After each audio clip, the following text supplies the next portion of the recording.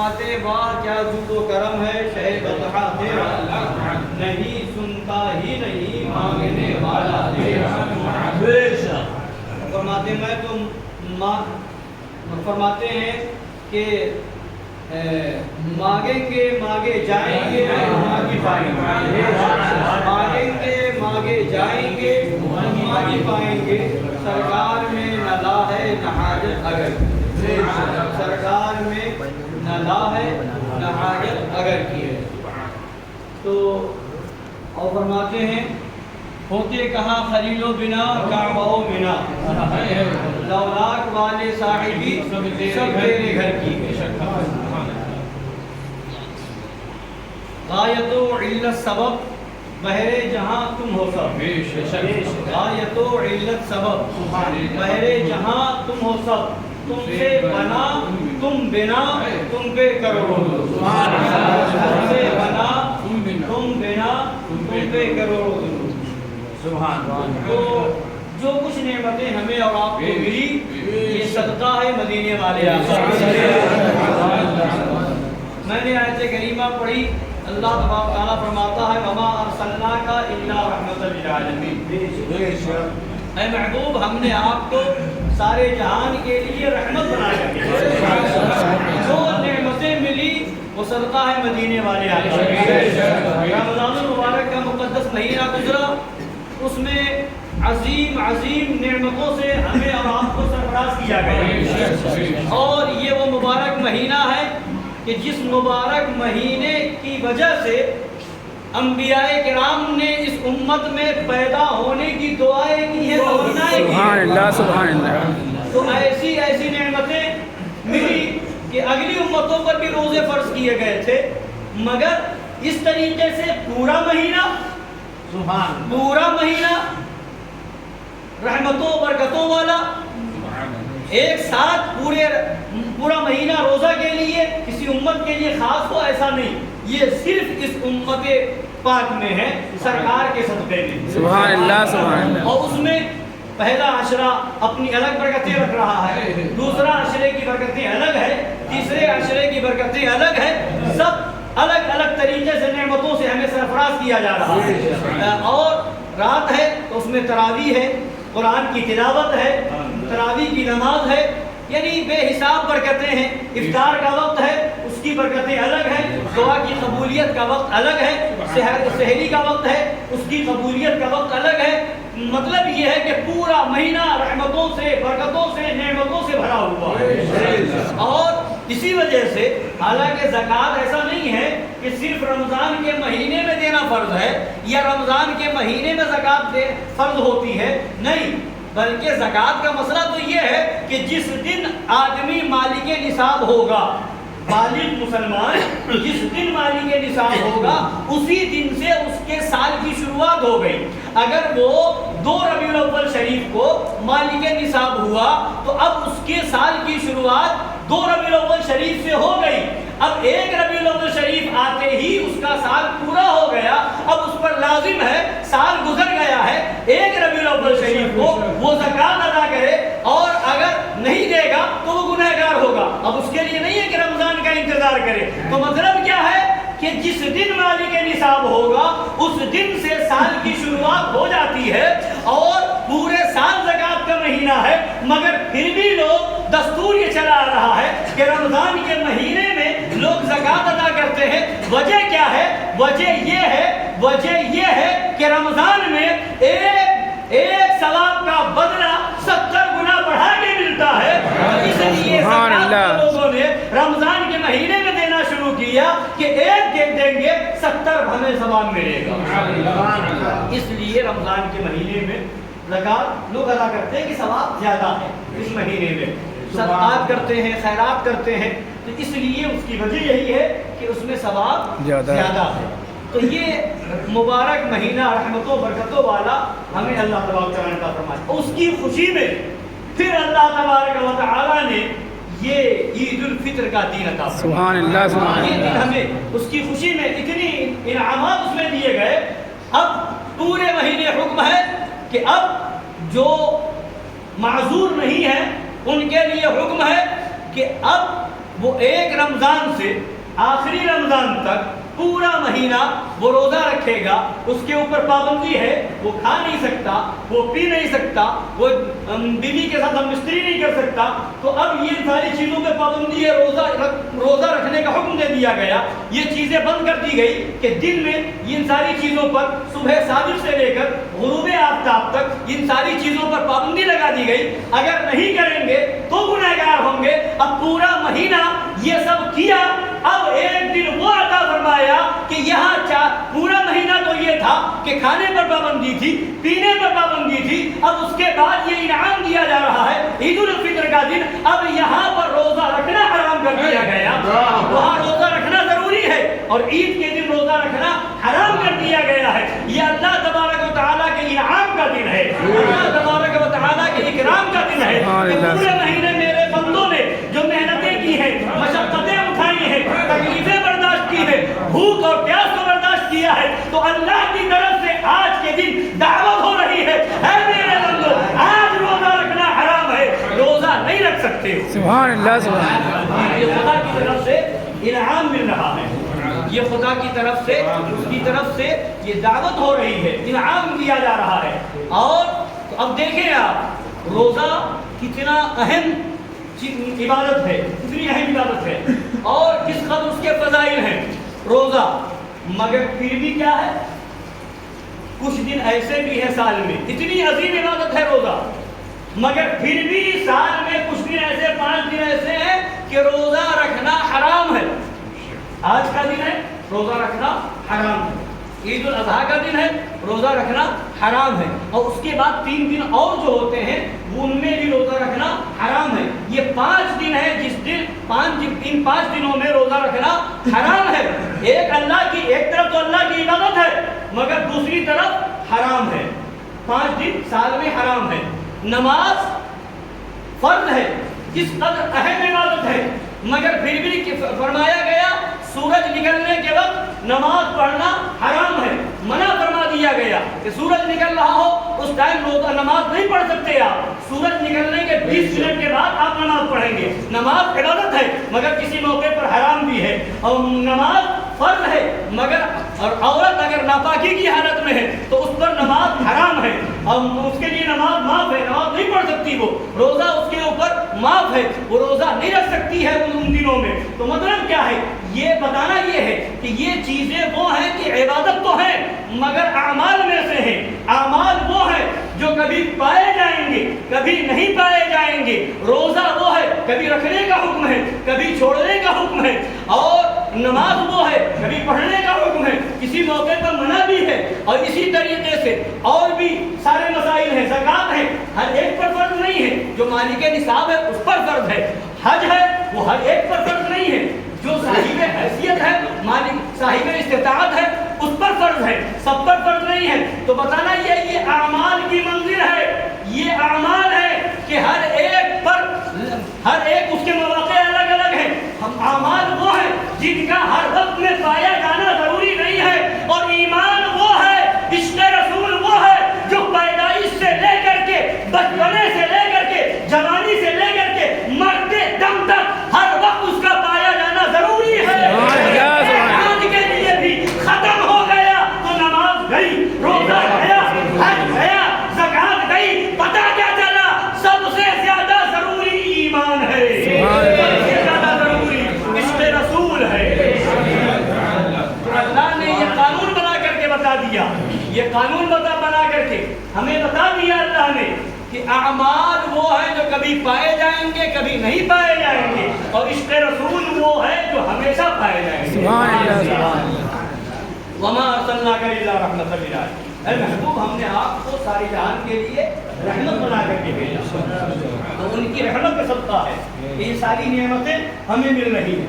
اب دیکھیے ہر ایک کا حکم اللہ ہی نے دیا ہے نا، نماز کا حکم اللہ نے دیا، روزے کا حکم اللہ نے دیا، زکوٰۃ کا حکم اللہ نے دیا، حج کا حکم اللہ نے دیا، تراویح کا حکم اللہ نے دیا، سب چیزوں کا حکم اللہ نے دیا، مگر یہ بتائیں کیا نماز چھوڑنے پر کوئی کہہ سکتا ہے کہ کافر ہو گیا؟ روزہ چھوڑنے پر کوئی کہہ سکتا ہے کہ کافر ہو گیا؟ زکات نہ دینے پہ کوئی کہہ سکتا ہے کافر ہو گیا؟ نہیں کہہ سکتا. اور یہاں پر حکم الہی ہے، کوئی نماز چھوڑ دے تو کہیں نہ ملے گا. اللہ نے نہیں فرمایا کہ اگر تم نماز نہیں پڑھو گے تمہارے جو اور اعمال ہیں وہ برباد ہو جائیں گے. زکات نہیں دو گے تو تمہارے اور اعمال ہیں وہ برباد ہو جائیں گے. روزہ نہیں رکھو گے تو تمہارے اور اعمال ہیں برباد ہو جائیں گے. یہ سارے احکام اللہ نے دیے ہیں اور وہیں پر ایک حکم اور اللہ دے رہا ہے. یا ایھا الذین آمنوا لا ترفعوا اصواتکم فوق صوت النبی. اے ایمان والو، میرے محبوب کی آواز پر اپنی آواز اونچی نہ کرنا. ولا تجہروا لہ بالقول کجہر بعضکم لبعض. اور ایسے میرے محبوب کی بارگاہ میں آواز سے بات مت کرنا جیسے آپس میں ایک دوسرے سے کرتے ہو. ان تحبط اعمالکم وانتم لا تشعرون. کہیں ایسا ہو گیا تو تمہاری نیکیاں برباد ہو جائیں گی، تمہیں خبر بھی نہ ہوگی. مولا تبارک تعالیٰ نماز کا حکم تو نے دیا، روزے کا حکم تو نے دیا، حج کا حکم تو نے دیا، زکات کا حکم تو نے دیا، مگر اس کے خلاف کرنے پر کہیں پر یہ نہیں کہا کہ نماز نہیں پڑھو گے تو نیکیاں برباد ہو جائیں گی، روزہ نہیں رکھو گے تو دوسری نیکیاں برباد ہو جائے گی، اگر حج نہیں کرو گے تو دوسری نیکیاں برباد ہو جائیں گی. وہ بھی تیرے حکم کے خلاف ہے، یہ بھی تیرے حکم کے خلاف ہے. وہاں پر کہیں یہ نہیں کہا گیا کہ تمہاری نیکیاں برباد ہو جائیں گی، اور یہاں کہا جا رہا ہے اگر آواز اونچی ہو گئی تو نیکیاں برباد ہو جائیں گی. معاملہ کیا ہے؟ تو خدا کی بارگاہ سے جواب ملے گا. سنو، معاملہ یہ ہے نماز میں تیرا رشتہ مجھ سے ہے، عبادت میری ہے، کرے گا تو. روزے میں حکم میرا ہے، عمل کرے گا تو. حج میں حکم میرا ہے، یہاں بندے کا تعلق خدا سے ہے، حکم میرا ہے، عبادت میری ہے، کرے گا تو. مگر یہ بات جب نبی کی آ گئی تو یہاں میرا تیرا نہیں، اب محبوب کا معاملہ ہے. یہاں کوئی کوتاہی برداشت نہیں ہوگی. وہاں تو چھوڑ دیں گے، گناہ ہوگا مگر ایمان نہیں جائے گا، سزا کے مستحق ہوگے مگر ایمان نہیں جائے گا. اللہ چاہے گا تو بغیر سزا کے بھی جنت میں بھیج دے گا. مگر ایک آواز اونچی ہو گئی، نبی کی گستاخی ہو گئی، نماز برباد، روزہ برباد، حج برباد، زکات برباد، اب کچھ قبول نہیں، اب سیدھے جہنم میں جایا جائے گا، سیدھے جہنم میں بھیج دیا. اس لیے کہ محبوب کا معاملہ وما ارسلناک الا رحمۃ للعالمین. اب دیکھیے اللہ فرماتا ہے محبوب ہم نے آپ کو سارے جہان کے لیے رحمت بنا کر کے بھیجا. ایک بات اور بیان کر دوں پھر اس کے بعد جماعت ہو جائے انشاءاللہ. اللہ فرماتا ہے وما ارسلناک الا رحمۃ للعالمین. اے محبوب ہم نے آپ کو سارے جہان کے لیے رحمت بنا کر کے بھیجا، سارے جہان کے لیے رحمت بنا کر کے بھیجا. اب آج کیا ہے؟ معاذ اللہ عقیدہ خراب کیا جا رہا ہے دیوبندیوں وہابیوں کی طرف سے. نبی ہماری طرح بشر ہے، وہ بھی ایک انسان ہے، معاذ اللہ رب العالمین. اور آیت کیا پیش کرتے ہیں؟ قل انما انا بشر مثلکم. اب اس کی تفصیل میں جائیں گے تو زیادہ ہو جائے گا. بس ایک بات بتانا ہے، جہاں جہاں اللہ تعالیٰ نے اپنے محبوب کو بھیجنے کی بات کی ہے، اپنے محبوب کو بھیجنے کی بات کی ہے، تو کہیں پر یہ بتاؤ کہ خدا نے یہ فرمایا ہو کہ اے محبوب ہم نے تمہیں بشر بنا کر کے بھیجا، یا یہ اللہ نے فرمایا ہو کہ اے لوگوں تمہارے پاس ایک بشر آ رہا ہے، یا اللہ کی طرف سے ایک بشر آیا. نہیں فرمایا، بلکہ کیا فرما رہا ہے؟ بلکہ یہ فرما رہا ہے وما ارسلناک الا رحمۃ للعالمین. اے محبوب ہم نے آپ کو سارے جہان کے لیے رحمت بنا کے بھیجا. انا ارسلناک شاہدا ومبشرا ونذیرا وداعیا الی اللہ باذنہ وسراجا منیرا.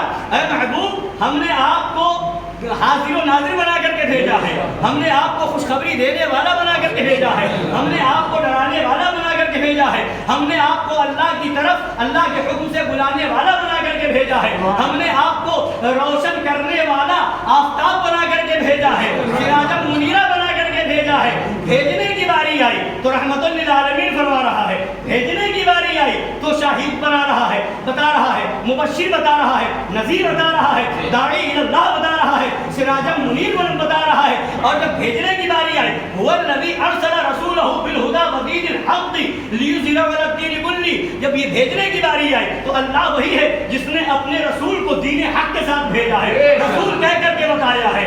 اور جب بھیجنے کی باری آئی تو فرماتا قد جاءکم من اللہ نور اپنے اللہ نے اپنی بارگاہ سے تمہارے پاس ایک نور بھیجا ہے. خدا نے نبی کو نور بتایا ہے. خدا فرماتا قد جاءکم برہان من ربکم, تمہارے پاس تمہارے رب کی طرف سے برہان آیا, یعنی دلیل خدا ہے, دلیل آئی ہے, برہان بن کر کے آئے ہیں, خدا کی دلیل بن کر کے آئے ہیں. جب بھیجنے کی باری آئی تو اللہ فرماتا ہے لقد جاءکم رسول من انفسکم, اے لوگوں اللہ تبارک و تعالی نے لقد جاءکم رسول من انفسکم, تمہارے پاس ایک رسول بھیجا ہے تمہارے ہی میں سے.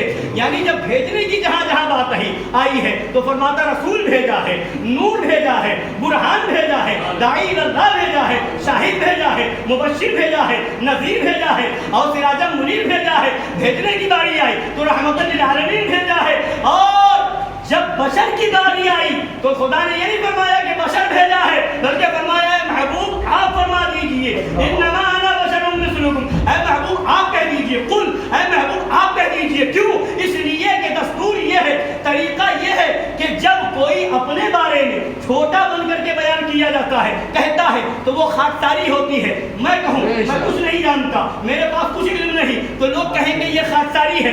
مگر کوئی بڑا مجھ سے کہہ دے, میرا استاد کہہ دے, میرے پیر کہہ دے کہ یہ کیا ہے, یہ تو جاہل آدمی ہے, اسے کچھ نہیں آتا, لوگ کہیں گے کہ یہ دیکھو ان کے پیر نے کہہ دیا ہے, ان کے استاد نے کہہ دیا, اس کو لوگ دلیل بنائیں گے. اب خاکساری نہیں کہی جائے گی, اس کو خاکساری نہیں, یعنی بڑا جب کہہ دیتا ہے چھوٹے کے بارے میں تو وہ دلیل بن جاتی ہے.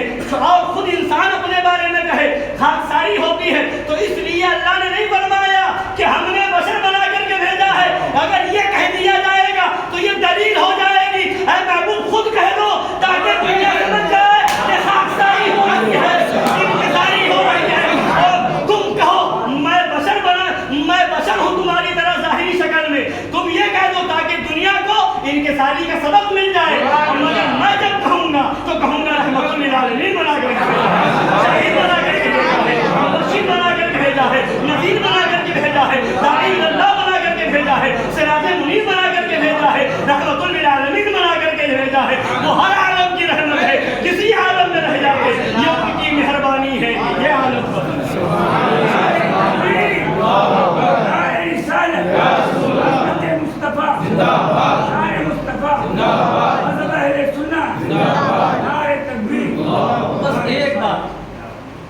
ایک بات رحمت کیسے بنا کر کے بھیجا ہے اللہ نے, کیسے رحمت بنا کر بھیجا. حضور کے زمانے میں کافروں نے, مشرکوں نے حضور سے کہا تھا کہ آپ کو ہم اللہ کا سچا رسول نہیں مانتے, معاذ اللہ, اور خدا کی بارگاہ میں دعا کی تھی. کافروں نے کہا اے مولا ہم ان کو سچا رسول نہیں مانتے, قرآن کو تیری کتاب نہیں مانتے, اگر ہم غلط ہیں, ہم جھوٹے ہیں تو ہم پر عذاب نازل فرما دے, ہم پر پتھروں کی بارش بھیج دے. یہ کافروں نے کہا تھا.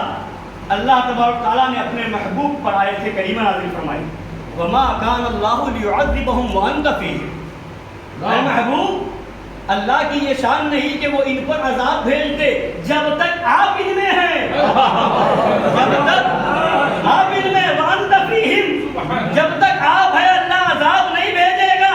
کیسے رحمت للعالمین ہے میرے آقا کہ اللہ فرما رہا ہے جب تک یہ رحمت للعالمین ہوگا عذاب نہیں بھیجے گا. اگرچہ تم کافر ہو, اگرچہ مشرک ہو, مجھے نہیں مانتے ہو, غیروں کی عبادت میں لگے ہوئے, مگر میرا محبوب ہے, عذاب نہیں بھیجا جائے گا.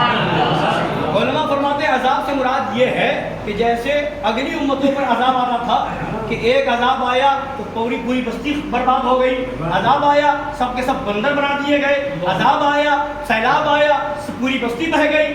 ایسا عذاب کہ پوری بستی برباد ہو جائے, پوری بستی تباہ ہو جائے, سب کے سب بندر بنا دیے جائیں, یا انسانی شکل بگاڑ دی جائے پورے کے پورے, ایسا عذاب اس امت پر نہیں آئے گا.